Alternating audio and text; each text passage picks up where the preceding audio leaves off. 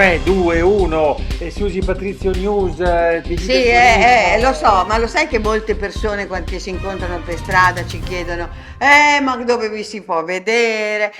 Ma dove siete? Non ci siete più, non ci siamo più. Non siamo più. Oh, siamo su Per Caso TV, su YouTube, una televisione dedicata Ma non a solo noi. YouTube, sì, ma poi anche su Prime, Prime, Amazon Prime, vedete Siusi con tutte le Y, mi raccomando, e vengono fuori tutte le cose che facciamo, velisti, le cose. Smart TV. E poi anche, sì, e poi le Smart TV, certo, e poi ecco, per esempio ci sono, ma non ci sono solamente delle cose passate, no? Ma ci sono delle cose nuove, mai viste, inedite, che non le vedete in TV perché è troppo particolari. Come vi spiego una cosa, come tutta un'altra storia. Sudafrica è il racconto della vera storia dell'origine dell'uomo, mica robetta, quindi potete andare a vedere proprio lì su Per Caso TV su YouTube e su Prime, Amazon Prime e su gli Smart TV. Vabbè, hanno capito, cercateci e ci trovate.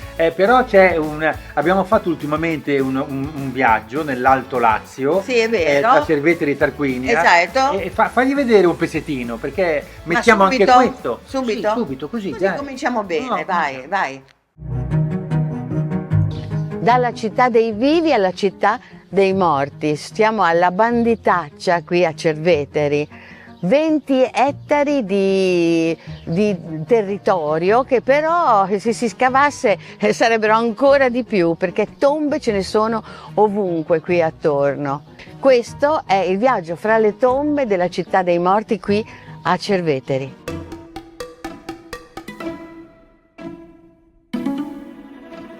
Mi addentro. E qui ci dovrebbe essere anche l'archeologo che mi accompagnerà. Eccolo, eccoti qua. Ciao. Voglio capire tutto. Intanto una domanda, rispetto alle tombe di Tarquinia, queste sono sollevate? È dovuta essenzialmente alla qualità del materiale in cui sono realizzate, che è ovviamente una roccia vulcanica molto tenera, allo stesso tempo resistente e facilmente lavorabile, certo. È il tufo.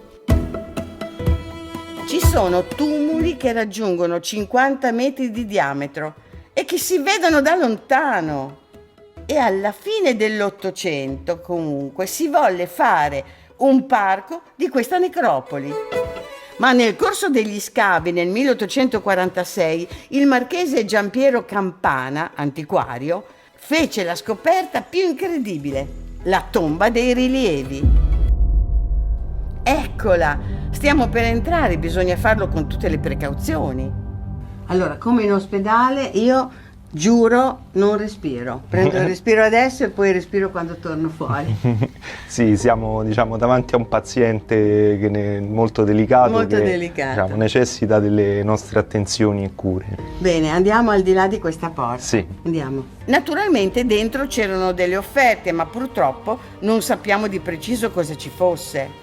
C'erano tutti gli scheletri, erano avvolti in sudari, adagiati nelle nicchie. Non sappiamo se il Campana, quindi lo scopritore, trovò la tomba inviolata, perché devi sapere che soprattutto in questi casi, in queste grandi tombe aristocratiche, i saccheggi avvenivano già in antico. Esatto. Questo che cos'è? Quello è un portacoltelli. Come un portacoltelli? Guarda, incredibilmente simile a quelli che abbiamo in casa. Mi guardo attorno, ogni oggetto di uso comune è appeso alle pareti. Il cane, Cerbero. È impressionante anche la lettura generale, no? A livello simbolico. Abbiamo la nicchia centrale, vedi ad esempio la morbidezza ancora di questi cuscini. Sì, è vero, sono morbidi. Possiamo osservare il letto, la cline dove appunto banchettavano i defunti, una pedana, tra l'altro c'è un particolare con i sandali. I sandalini lasciati lì. Ma ci sono anche 2 mezzi busti di divinità che però sono stati scalpellati e portati via. E questo è un viaggio nella vita degli Etruschi, ma anche nella loro morte, ma tanto nella loro morte loro rappresentano la loro vita, come in questo caso nella eccezionale tomba dei rilievi qui a Cerveteri, alla Banditaccia. E qui ci sono tutti i loro oggetti appesi alle pareti, oggetti che sono straordinariamente simili a quelli che usiamo noi.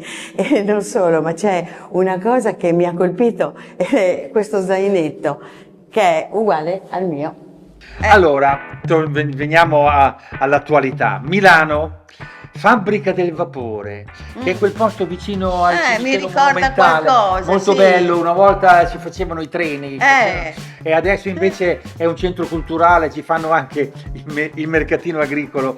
Vabbè, comunque, alla fabbrica del vapore, Milano, dal 28 novembre al 14 dicembre Sì? c'è uno spettacolo molto particolare di un gruppo catalano super d'avanguardia, La Fura del Baus. I catalani, Lo spettacolo si La intitola Fura del Sons Baus. Ser o no ser, una cosa del genere. È ispirato all'Amleto di Shakespeare, Bello. ma non è uno semplice spettacolo, lo spettatore è coinvolto, è un viaggio sensoriale, un'esperienza viscerale e partecipata. No, è bellissimo. La Fura del Baus. E poi bellissime. sono pesi. E poi ecco, finalmente vivere delle cose dal vero, dal vivo, brava. cioè non dal morto come facciamo spesso sempre guardandoci Gli schermi. Esatto, e dal morto. Siamo dal vivo adesso, nel senso che siamo vivi, non Sì, siamo... no, però sì, è vero. Era bello quello dal morto, sembrava. Sì, vabbè, ma Vai avanti, che c'è poco tempo. Allora, ma non c'è solo Milano, c'è sulla Lonely Planet, c'è anche per esempio Bristol, no? Sì. Le migliori destinazioni di viaggio del 2026, puntando proprio sull'arte contemporanea, in particolare la street art, partendo naturalmente da Bansky. E allora c'è il Bansky Walking Tour. Te l'ho anche scritto, No, però, come si sì, pronuncia. però ma tu mi vuoi male, c'è tutta una roba in inglese Ma qua, c'è sempre, ho scritto che Walking tocca Tour. le sue prime opere, no? Ed esplora i quartieri che l'hanno ispirata. esatto. Ah, che bello, pensa, bello, no? T'ho detto, l'ho messa apposta. Ma poi Bedminster è facile, poi a Bedminster, a che è Bedminster un quartiere. c'è Loop Fest Gallery. No, Up Fest Gallery. Se t'ho scritto Up, sì. No, hai scritto Up. Si scrive Up, ma si dice Up. Ma no, allora hai scritto Up. No, vabbè. Comunque, va bene, dai. Mi vuole male, perché Ma non mi è mette vero. le cose in inglese. Quindi andate a Bristol. Oh, andate a Bristol. Arte moderna, street moderna, art, vabbè. Ho una notizia. Sì? C'era una volta un paese bellissimo, si chiamava Valle Crosia, Ah, che in bello. provincia di Imperia, 6.800 abitanti, Ah, bello. sulla costa dell'estrema riviera di Ponente, Ma? tra Ventimiglia e Bordighera. Ma come nelle fiabe? Ma come nelle fiabe è arrivato la strega cattiva. Eh. In realtà è arrivato l'algoritmo. Allora, visto che si chiama Valle Crosia, i turisti dicono valle, saremo in montagna. No, è al mare! E ora si presenta della gente con gli sci, gli scarponi e allora è un disastro. E quelli che vogliono andare al mare Perché invece vanno c'è il dall'altra parte. mare. Allora hanno deciso, per colpa dell'algoritmo, di cambiare nome. Sarà d'ora in poi Valle Crosia al mare. Ah, ecco. Così l'algoritmo capisce e il turista deficiente, scusate, ma dobbiamo poi fidarci dell'algoritmo per scegliere dove andare Sì. in vacanza. Ma no. Va bene? Vabbè.